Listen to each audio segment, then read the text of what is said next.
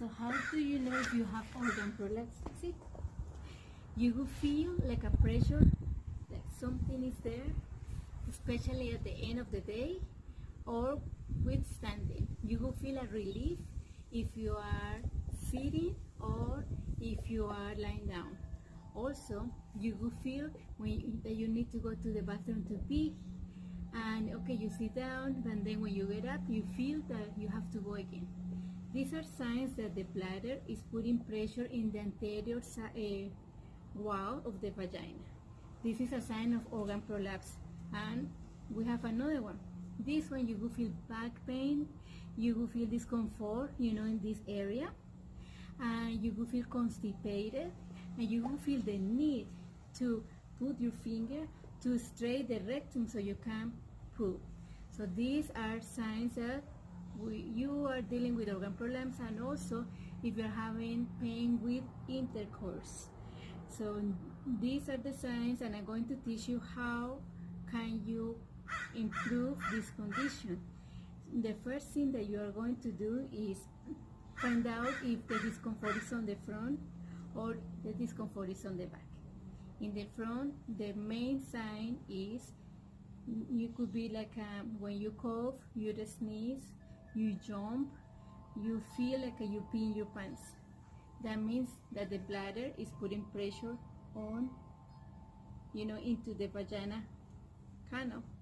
So what are we going to do? So we have to try to decrease the pressure. So what you're going to do, you're going to do postures that are going to improve that.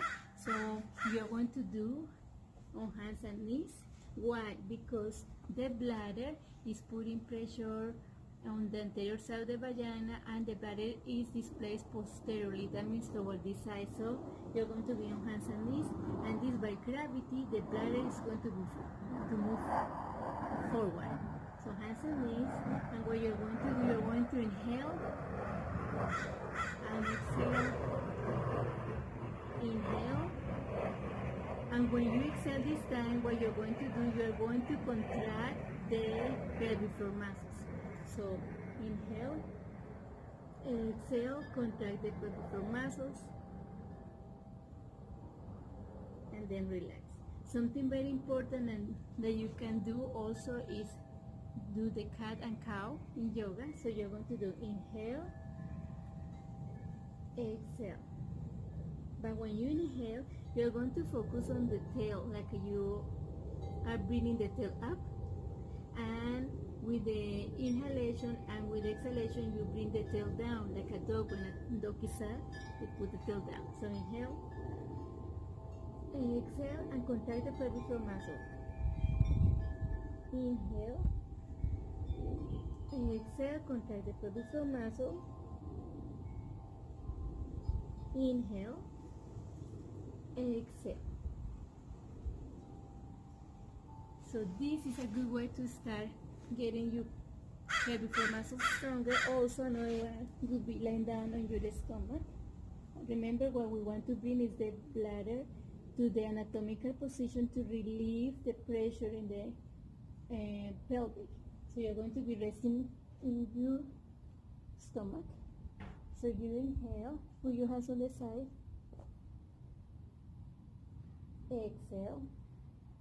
Inhale. And when you exhale, you contract the pelvic floor muscle. And inhale. So let's do it again. Inhale. Exhale.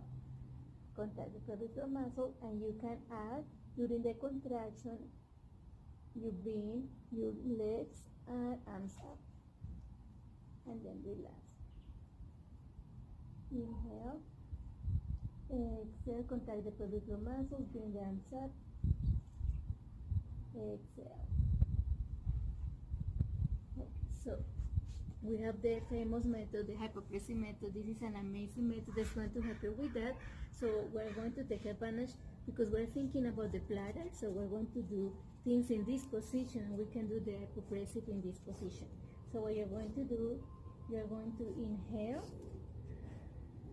arch your back, exhale, Inhale. Exhale, contract the pelvic floor.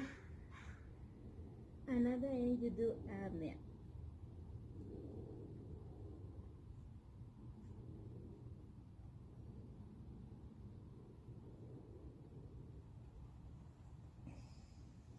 Inhale, exhale. Again, you put your hands hand aligned with the shoulder. Hip and knee aligned. If you want to feel it more during the apnea, you are going to bring your head down. In that way, by gravity, everything is going to go toward your head, and the pressure that you're feeling is going to decrease. So let's do it. Inhale, exhale, contract the pelvic floor muscle, apnea.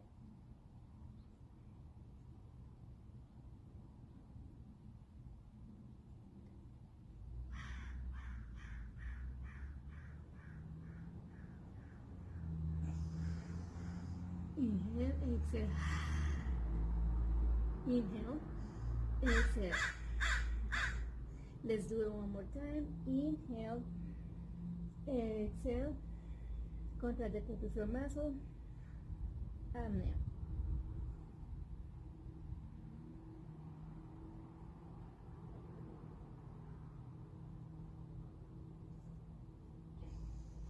Inhale, exhale. What I mean when I say apnea? Apnea means you're going to do the at the end of exhalation, you exhale. You're going to try to inhale without breathing any air into your nostril. So when you do that, you open your rib cage and imagine the belly button going toward the lower back. That, is going to help the diaphragm to bring everything in and up. So you are going to feel like a suction effect inside. Okay? So when you do the apnea, you're going to hold it. The goal is to hold it 15 seconds, but you're going to hold it just as long as you can. And remember, it's very important to take a break in between, because you don't want to get out of breath and then feel kind of dizzy. So let's do it one more time. Remember, this is for the girls that are feeling the pressure in the front, the girls that are having hard time to go to the bathroom, or when they cough, when they lift something, they feel like they pee in their pants, or really they're peeing in the pants.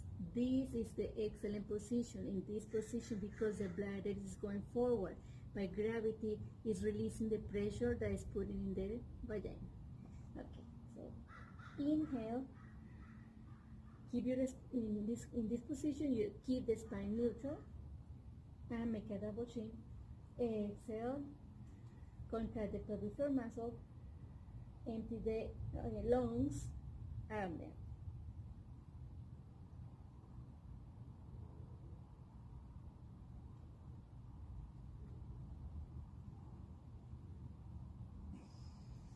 Inhale. Exhale. Another very important thing that I would like to mention is the position of your hands. The hands are going to be like this. Why? Because this position activates the serratus anterior, and this muscle is going to help to open the rib cage. So if we have more room in the rib cage, imagine that, it's like a tent, right? It's going to give more room for the organs to go back in place. Because remember, when you have an excess of pressure in the abdominal cavity, means the diaphragm that is here, all around here like a tent, imagine like a tent, is so tight that if you can do apnea and this is not relaxed, the organs are not going to have the room to go up. So it's very important, the position of your hand like this, okay? And let's do one more time. Ready? Inhale. Exhale, empty the lungs. Apnea, open rib cage.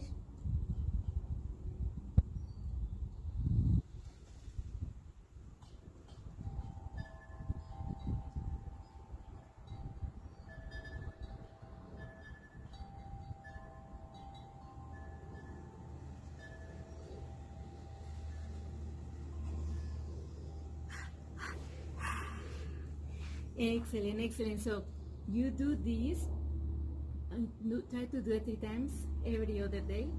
Start with this one. You know, this is a good one to start to make that pelvic floor muscle stronger.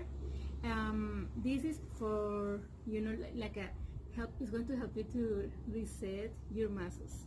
It's going to help you to prevent incontinence. And if the organ prolapse, you know, there are 4 grades. It's 1 or 2. That means that hasn't gone all the way down. It's still reversible. You don't need surgery, because you know what happened? Surgery sometimes doesn't help to solve the problem, because what we have to do is to retrain those muscles. When you retrain those muscles, you are going to have great outcomes, and you are going to improve the quality of life. So this is a great solution for you. Exercises and all using this breathing with hypopressive, with the posture, are going to help you to succeed. Okay, thank you so much for watching this video. I hope they help my girls that are dealing with incontinence problems. I'm here to help you, and I'm going to put more videos about how to solve the organ prolapse, because there is a solution if you start early before it goes all the way down.